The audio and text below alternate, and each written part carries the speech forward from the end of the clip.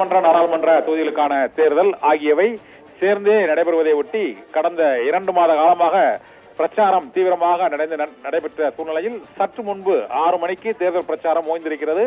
நாளை மறுதினம் வாக்குப்பதிவு நடைபெறுகிறது.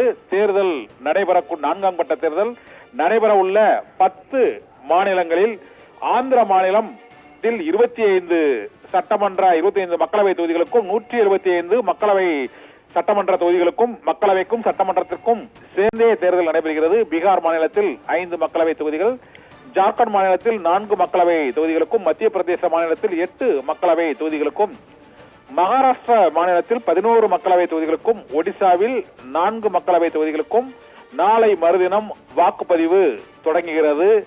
தெலுங்கானா மாநிலத்தில் 17 மக்களவை தொகுதிகளுக்கும், உத்தரப்பிரதேச மாநிலத்தில் 13 மக்களவை தொகுதிகளுக்கும், மேற்கு வங்கத்தில் 8 மக்களவை தொகுதிகளுக்கும், ஜம்மு காஷ்மீரில் 1 மக்களவை தொகுதிக்கும் தேர்தல் வாக்குப்பதிவு நாளை மறுதினம் நடைபெறுகிறது.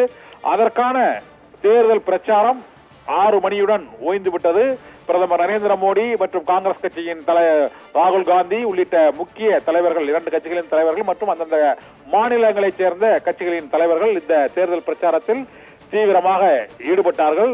ஆந்திரா, ஒடிசாவில் சட்டமன்றத்துடன் மக்களவைக்கும் தேர்தல் நடைபெறுவதை ஒட்டி அங்கு அந்த மாநிலத்தில் மாநில முதல்வர்கள் பிஜு பட்நாயக் ஒடிசா மாநில முதலமைச்சர், ஆந்திர மாநிலத்தில் ஜெகன்மோகன் ரெட்டி ஆகியோர் தீவிர பிரச்சாரத்தில் ஈடுபட்டார்கள்.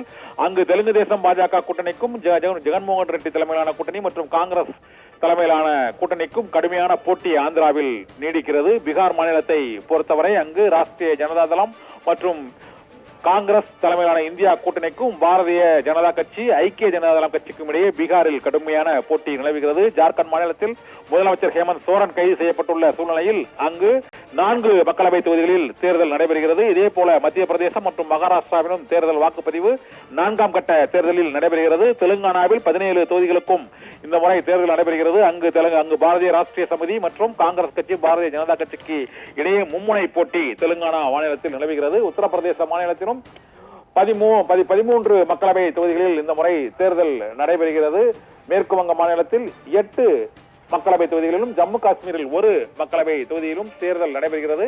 10 மாநிலங்கள், 96 மக்களவை தொகுதிகள் மற்றும் ஆந்திராவில் சட்டமன்ற தேர்தல் என இந்த 4ஆம் கட்ட தேர்தலில் வாக்குப்பதிவு நாளை மறுதினம் நடைபெறுவதை ஒட்டி இன்றோடு பிரச்சாரம் விறுவிறுப்பாக நடைபெற்ற பிரச்சாரம் ஓய்ந்திருக்கிறது. ஆபரகம்.